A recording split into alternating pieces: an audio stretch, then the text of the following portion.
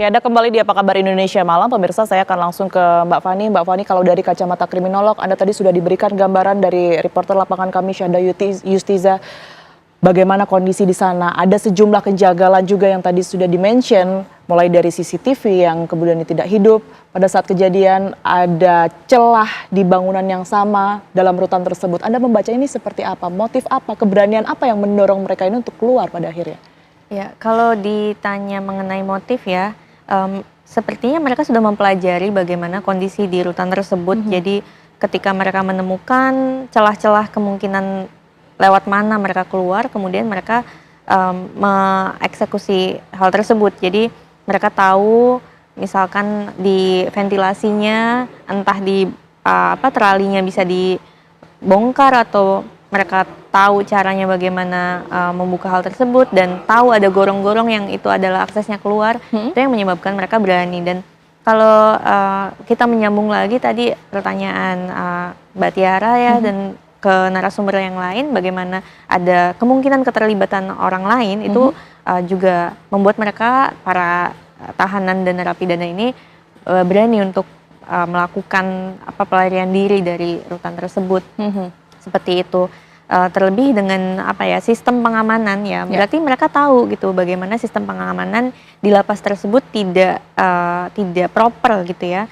Jadi kalau kita melihat di berita bagaimana terjadinya kabur ini atau pelarian diri ini adalah ketika dini hari, ketika pergantian shift antara petugas yang malam dengan yang pagi. Itu mereka sudah pelajari oleh para tahanan dan narapidana yang kabur ini, yang menyebabkan mereka merasa punya kemampuan untuk mengelabui dan untuk membuat diri mereka bisa keluar dari rutan tersebut, Mbak.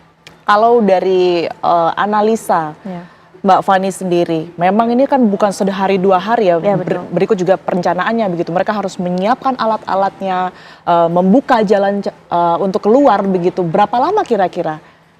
Kalau Anda memperkirakan? Kalau persiapan ini sampai pada akhirnya kemarin ya, pada Selasa dini hari mereka berhasil keluar.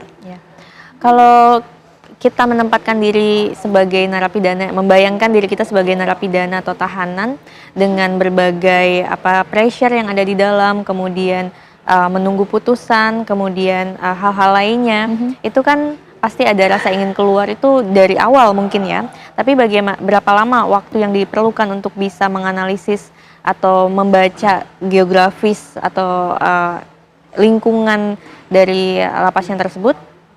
Ya, itu selama mereka berada di dalam lapas, sudah di dalam rutan, sudah sejak awal pasti mereka juga memperkirakan apalagi yang saya baca ini gembong narkoba yang sudah menjadi residivis, dia sudah berkali-kali menjadi narapidana di lapas seperti itu. Jadi mereka sudah tahu kondisi bukan hanya di dalam lapasnya, tapi mereka mempelajari sejak dari luar lapas, dari mana celah-celahnya, kemudian gorong-gorong itu keluar dan aksesnya kemana untuk baik itu menaiki kendaraan umum atau bertemu dengan tadi ada indikasi yang menjemput dan sebagainya. Jadi mereka sudah sejak awal, mungkin ya sekitar berbulan-bulan mereka sudah mempelajari itu semua. Karena 1 tahun kira-kira? 1 tahun lebih atau kurang? Mungkin ya bisa jadi 1 tahun. 1 jadi tahun, yang pastinya ini bukan waktu yang sebentar ya. Jadi mereka bisa paling sedikit itu mungkin 3-4 bulan baru mereka bisa mengetahui celah-celah dan juga mempelajari situasi, dan bukan hanya secara fisik ya, geografis, fisik dan struktur bangunan, tapi mereka juga mempelajari pergantian shift tersebut, bagaimana kebiasaan para penjaga lapas dan sebagainya sih. Baik. Tadi Mbak Fani menyebutkan gembong narkoba begitu yang juga salah satunya turut disoroti. Saya ingin ke Pak Sugiat. Pak Sugiat, dari hasil kedatangan dari Komisi 13 tadi, sebenarnya 7 orang ini siapa Pak Sugiat? Salah satunya dikatakan sebagai gembong narkoba, beberapa diantaranya residivis. Data Anda? Ya, berdasarkan informasi yang kami dapat tadi dari petugas rutan juga demikian, bahwa yang kabur ini adalah pelaku kejahatan khusus terkait dengan peredaran narkotika. Ada 3 yang sudah menjadi tahanan, atau saya lupa datanya, tapi sebagian lagi masih yang menunggu vonis. Tapi saya, kenapa misalnya pelaku kejahatan lain tidak melakukan itu. Saya yakin dan percaya bahwa ada pemicu kenapa mereka berani beresiko kalau misalnya memang petugas rutannya itu bisa mengantisipasi sejak awal. Tapi saya pikir memang ini kalau tidak disikapi secara serius, bayangkan di Salemba saja bisa kabur, apalagi di lapas atau rutan di daerah-daerah yang sarana dan prasarana rutan dan lapasnya juga tidak jauh berbeda, bahkan mungkin lebih parah daripada rutan Salemba. Ini yang perlu diantisipasi. Makanya ketika kami tadi juga sidak, secara informal juga kami sampaikan kepada Bapak Menteri Imigrasi dan Pemasyarakatan agar memang program prioritas kementerian yang itu memindahkan pelaku kejahatan khusus terkait dengan peredaran narkoba itu secepatnya semuanya dipindahkan ke Nusa Kambangan, supaya tidak, karena kalau tidak cepat dipindahkan ke Nusa Kambangan, saya khawatir di rutan dan lapas lainnya juga bisa akan terjadi peristiwa yang sama. Bandar narkoba di lapas dan rutan yang lain akan termotivasi. Kalau di rutan Salemba saja mereka bisa kabur dengan begitu leluasa, apalagi di daerah-daerah lain.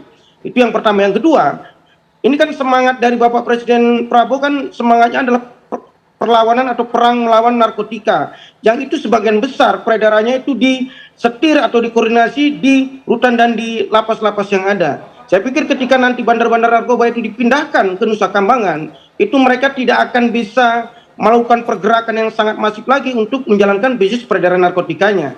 Itu yang kedua. Yang ketiga, Mbak, ini mungkin yang menjadi kebijakan yang sangat strategis dan taktis yang dilakukan oleh Bapak Prabowo sebagai presiden, katakanlah memecah Kementerian Kemenkumham ini menjadi 3 kementerian.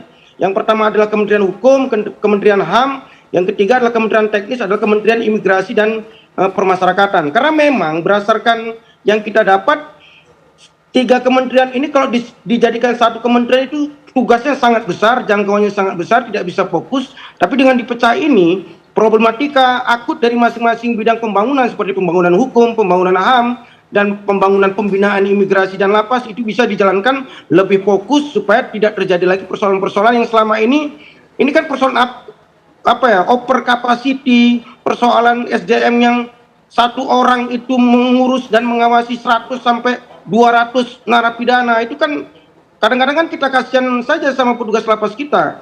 Kalau sempat yang 100-200 ini kompak untuk katakanlah melakukan perlawanan terhadap satu petugas rutan atau petugas lapas, selesai permainan itu, Mbak. Kan? Itu yang harus kita selesaikan secara sistemik, sekali lagi terstruktur dan masif, bukan hanya di Salemba, tapi juga di rutan dan lapas yang ada di Indonesia.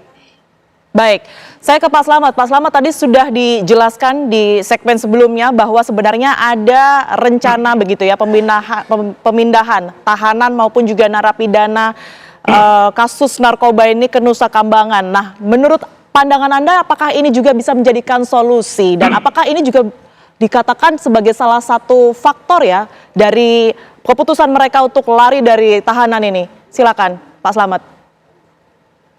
Bagus itu, agenda ini, rencana ini bagus.